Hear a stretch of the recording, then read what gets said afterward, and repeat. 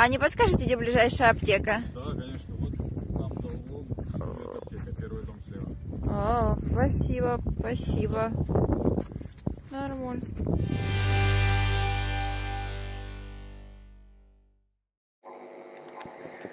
Привет, друзья! Вы смотрите канал Алга Петербург. С вами на онлайн-связи Саша Карельский, Иван Червинский. Друзья, всем привет! Саш, хочу сразу спросить, у тебя там твои аристократичные ручки, они не устали от прополки грядок еще, от посадочных работ? Слушай, все сейчас заморожено. Опять пошел снег, поэтому временно посадки пришлось отложить. Ну, что-то у тебя все последнее время откладывается. А ты хоть не забыл, как Дворцовая площадь-то выглядит? Слушай, нет, каждый день пересматриваю фотографии с нашего города, вот, чтобы не забыть. Ну ладно, когда карантин закончится, приедешь, я тебе экскурсию проведу по городу. По Я, кстати, слышал, что город наш стал чище, Ваня. Это один из плюсов как раз карантина, который был объявлен в городе. Конечно, не как Венеция, вот, но вот у меня под окном черная речка, она все-таки до сих пор еще черная. Она стала голубой. К несчастью, нет. Ну что Пока же, что не сработало. давай расскажем нашим друзьям о том, что сегодня мы будем обсуждать, разумеется, в первую очередь новый потрясающий клип, который вышел на официальном YouTube-канале Димаша Кудайбергена, собрал колоссальное количество просмотров, лайков, кучи комментариев восторженных. И, разумеется, нас эта работа тоже впечатлила, и те, кто был внимателен и наблюдал за клипом в прямом эфире, могли нас видеть, Вань, потому что мы тоже присутствовали именно на премьере. Саша, ну а тебе это как клип вообще? Мне очень понравился, особенно мне понравились спецэффекты. Я вот уже говорил о том, что для меня это был такой мини-фильм, потому что я и на Димаша посмотрел, и увидел потрясающие съемки фильма, который уже не терпится посмотреть. Если можно, я тебе скажу, как автор нескольких клипов. Вот, я парочку клипов сделал. И я хочу сказать, что на самом деле у меня такое чувство было после просмотра, что Димашу клип-то и не нужен.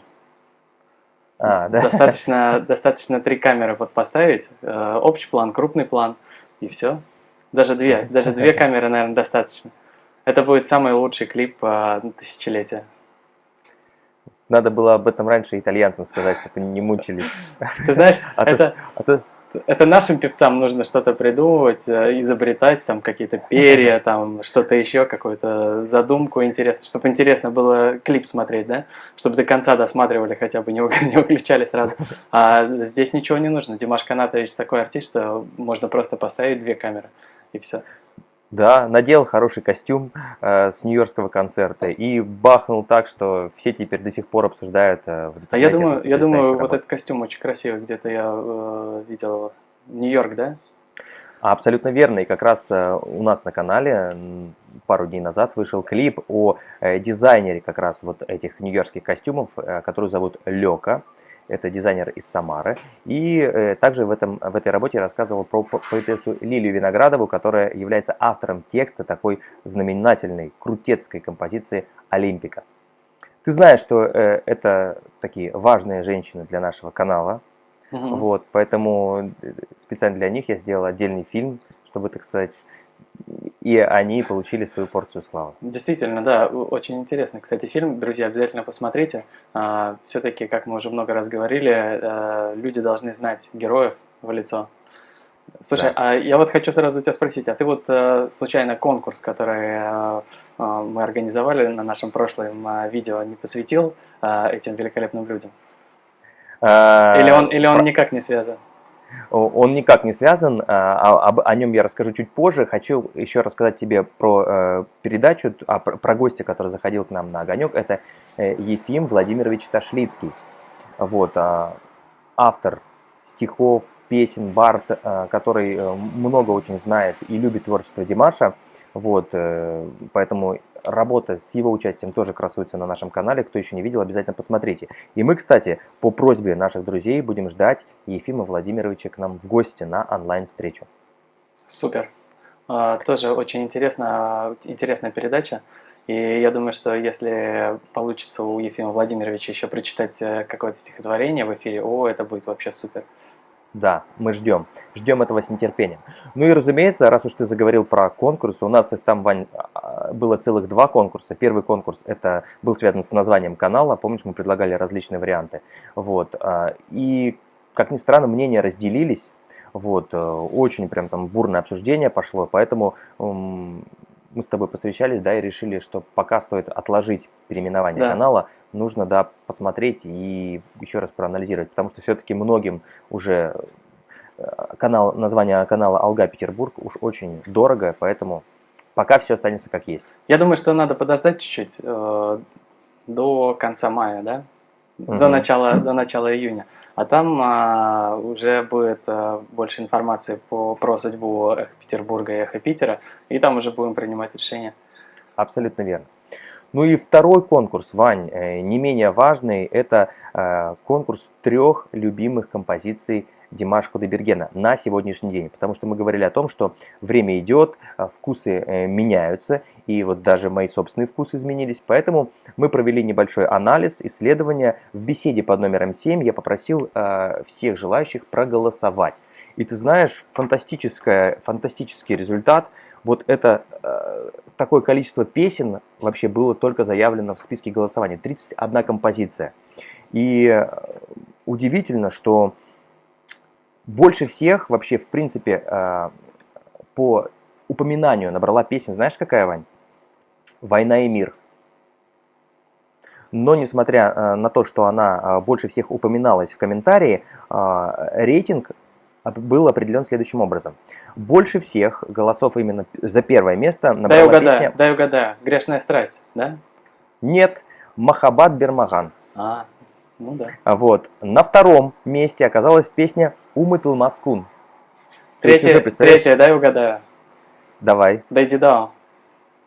Нет, на третьем месте, третье место разделили две композиции. Это композиция «Война и мир» и композиция «СОС». Представляешь, визитная карточка Димаша, та, которая лично для меня еще была на первом месте год назад, вот сейчас в рейтинге опустилась. Вот. И уже дальше на 4 месте также разделили две песни. Это «Дэйди Дао» и «Самалтау». У них абсолютно одинаковый рейтинг. И уже финальное место это «Лебеди», «Осенняя печаль», «Акуим» и «Мадемуазель Хайд». Представляешь? Так, что какой вывод можно сделать? Игорю Яковлевичу надо поднажать? Нет, Вань, я расскажу, какой вывод. Очень плохо голосовали. Поэтому вывод нужно сделать один. Нужно, чтобы люди активнее принимали участие в голосовании. Потому что вроде как, с одной стороны, хотим Димашу миллион, да, на канале, а активность не проявляем. Ну вот как так? Всего 50 человек проголосовало. Да, а я еще хочу, Саша, вот чтобы люди активнее голосовали, потому что вот твой вклад, который ты делаешь, это вот эта вот великолепная бумажка, на которой ты ведешь подсчеты.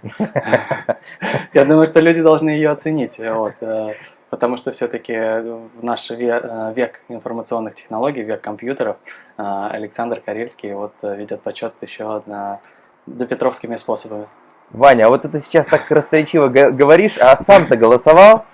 А я не могу проголосовать, потому что тогда будет предвзятое голосование. А вот я, Вань, проголосовал. И у меня как раз на первом месте композиция «Любовь, похожая на сон», на втором месте «Махаббат Бермаган» и на третьем «Умытыл Маскун». Поэтому... Стой, подожди, у тебя в прошлый раз еще в прошлый раз другие были песни. Ты не боишься, что вот так вот будут все люди сейчас, вот пока ты объявишь продолжение конкурса, люди передумают и будут... Я наоборот предлагаю пока конкурс окончательно не закрывать, а его немножечко продлить на недельку, скажем так, чтобы люди прям активно и успели отдать свои голоса. Потому что очень много было вариантов, знаешь каких? Все песни любимые. Это понятно, что творчество Димаша Кудайбергена очень сложно выбрать что-то, но я уверен, что в каждый момент времени жизни, так или иначе, какая-то композиция, какую-то композицию хочется слушать больше, какую-то меньше. Поэтому давайте не ленитесь, беседа под номером 7, переходите, голосуйте. Результаты объявим совсем скоро. И как раз у кого-то будет возможность проголосовать второй раз, правильно? Да. И третий, а завтра третий. Слушай, есть еще важная тема, потому что вот ты говоришь про беседу номер 7, а я же следил за комментариями, и обнаружил, что тема, которую мы там затронули, про наши ремейки, про один такой небольшой канал с почти 350 тысячами подписчиков. Вот. И, кстати, на WhatsApp нам пришло несколько сообщений, на телефон пришло сообщение. И я вот тебе одно, если можно, зачитаю, потому что тема очень важная. Угу. Друзья, к сожалению, всем не успеваю отвечать. Вы уж извините, если чьи-то сообщения я оставил без ответа. Но я всех читаю, вот, и стараюсь даже какие-то из них выписывать. В общем, пишут нам: вы не совсем правы в отношении сфабрикованного видеоролика о выступлении Димаша в Америке. Люди, не знающие ничего о Димаше, и первое видео, которое посмотрели, сфабрикованное, отказываются дальше знакомиться, считая, что и дальше все фальшь. И добавляют: а как бы ваш канал не назвали, все равно к вам подпишемся. Вы отличные ребята. Ну вот, смотри, да, тут говорят о том, что люди, которые делают реакцию. Но я думаю, что таких людей, кстати, немного. Я думаю, что 10 человек, которые действительно, скажем так, воспринимают эту работу как серьезно. Потому что там четко и ясно написано, что это ремейк, правильно? Да. То есть к ней уже нельзя относиться потом там серьезно. Специально даже оставлены такие вещи, как, например, табличка славянского базара, табличка «Россия-1». Поэтому человек, который вот знает Димаша, он точно поймет, что это ремейк, что это специально. Поэтому, если поставить на весы, да, вот там вот 10 блогеров, которые, скажем так, всерьез восприняли работу, и там 140-170 миллионов общее количество просмотров, то, согласись, перевес как раз в сторону последнего. И я тебе могу сказать, что вообще есть эмоции, да, вот, и есть мнение, да, потому что и у нас были с тобой мнения, что пора уже эти ролики удалять, переносить в архив, там, закрывать, убирать из эфира. Но мы, друзья, в основном смотрим на статистику. Практически всегда мы смотрим на статистику, и можно сказать, что вот, например, на эти ролики подписалось больше 300 тысяч человек, ну, уже почти 350 тысяч подписчиков. И что касается просмотров, там 170 миллионов просмотров, и 150 миллионов посмотрели первый раз, понимаешь? Ого. Я выведу на экран, наверное, сейчас немного статистики, чтобы люди, если хотят посмотреть, могут поставить на паузу, прочитать какие-то цифры, посмотреть. Вот, чтобы было понятно, потому что все-таки это общее дело, и нам нужно обязательно, чтобы люди понимали, какую пользу приносят вот эти ролики. Мы же с тобой... я боюсь, что людей сейчас интересует другая немножко статистика, сколько зарабатывают Саша и Ваня с этих роликов. Так нисколько, мы ничего вообще не зарабатываем. И я даже тебе могу сказать, кто зарабатывает. Ну-ка. Вот, как бы, типа, знаешь, когда в детском саду говорят: так, это ты. Я такой: нет, это не я, это он, Петя, да? А тут на самом деле есть такое, мы можем видеть все эти ролики, кто разбирается в YouTube, тот может понимать, что такой канал не может зарабатывать, потому что все ролики там авторские, все песни кому-то принадлежат. И, соответственно, правообладатель этих песен, он получает доход с них, с показа рекламы. И это доход с монетизации. На канале на Sportman нет монетизации, а правообладатель может, получается, этот доход забрать себе. И, соответственно, я могу сказать, что на одном из роликов Филипп Киркоров чуть-чуть копеечку зарабатывает на новые гастроли, ну и помогает ему, наверное, сейчас в тяжелое время отмены концертов коротать уютные вечера в своем коттедже. В своем пентхаусе, да, и каждый вечер переодеваясь в новые костюмы, пересматривая, может быть, даже этот ролик, я не знаю. Вот. Лионель Ричи получает тоже копеечку с одного из роликов.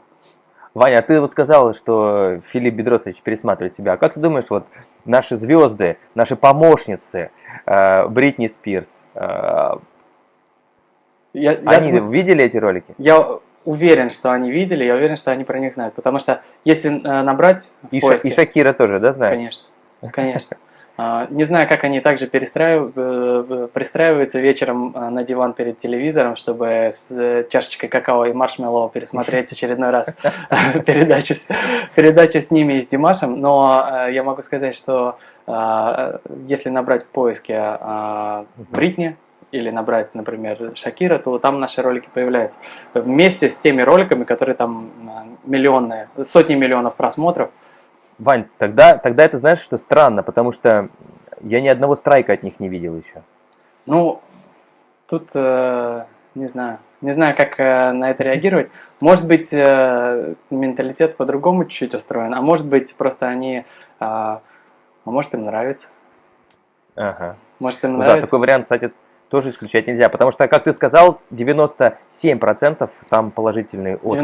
92% и стремится уже к 93%. То есть, Ага. даже если, вот отвечая, кстати, еще раз на комментарии, даже если, например, вот люди заходят, посмотрели и посчитали, что тут много, ну, тут все неправда и отказываются дальше смотреть, но цифры показывают, что 92% людей, которые туда заходят, они одобряют это видео, им нравится. Они, соответственно, продолжают дальше смотреть, путешествовать по миру Димаша. Эти ролики – это дверь в мир Димаша. Потому что, когда ты нажимаешь один раз на ролик с Димашем, они потом появляются у тебя в рекомендациях. Так же, как, например, ты посмотрел, если вот ты когда смотришь культивация картофеля в регионе Карелии, и потом у тебя появляются там помидоры, там, Комбайн. как поставить парник, там, прополка грядок, там, Какую лопату выбрать.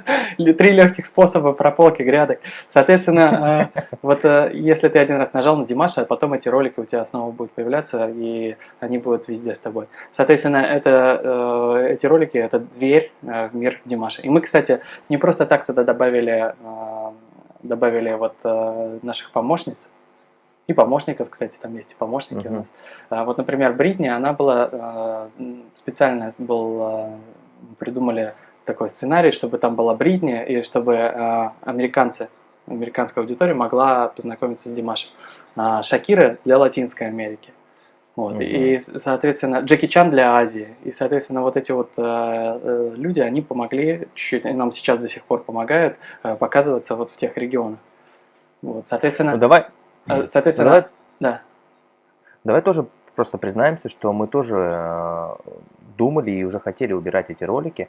Вот в какой-то момент все взвесили. Почему? Потому что, ну, поступает так или иначе предложение, что уберите, уберите. Но потом мы всегда возвращались к аналитике, потому что есть такое понятие, как чувства, да, эмоции, а есть цифры и показатели. И вот как раз мы же с тобой и считали, сколько общее суммарное количество блогеров освещает о творчестве Димаша. Да. И даже если их просмотры суммировать, то такого количества пока не получается. Если 100 реакционеров, 100 блогеров, которые освещают творчество Димаша, каждый запишет по 100 роликов, да даже по 1000 роликов, то, ну, я не знаю, процент может стремиться к 1%, то, что есть вероятность того, что какой-то из этих роликов войдет в тренды. Например, вот мы с тобой 1000 роликов, наверное, сделали, и из этих всех роликов вот 3, они сильно в тренде, есть еще несколько, которые вот очень рядом. Но я уверен, что это благодаря тому, что большие ролики, вот эти 60 миллионов, там 40 миллионов, они за собой подтягивают те, которые поменьше. Соответственно, убрав большие, мы обрежем, получается, кислород, во-первых, всем вот этим маленьким роликам, которые тоже отлично показываются, но и вместе с этим мы обрежем кислород, я не знаю, большому количеству роликов, которые выпадают в рекомендации, в том числе и канал Димаша Кудайбергена. Ну и да, и понятно, что если мы во-первых, да, давай скажем тоже откровенно, что если даже мы уберем эти ролики, то их копии до сих пор хранятся в интернете. То есть очень большое количество людей их скопировало и уже разместило на своих каналах. И они тоже там набрали немалое количество просмотров. Саш, но они не в тренде. Саш, они не в тренде. Да, но вот я про что и говорю, что они-то не в тренде, и поэтому как бы мы не избавимся от ремейков, да, этим действием, но тренды мы точно потеряем, позиции в Ютубе. Я могу понять вот нервы всех, кто вот смотрит и нервничает, когда набирает в поиске и по слову Димаш выпадают вот эти ремейки, да, с Бритни Спирс, с Шакирой, с X-Factor. И, ну, естественно, вот у каждого человека тоже есть, и у нас тоже творческий рост.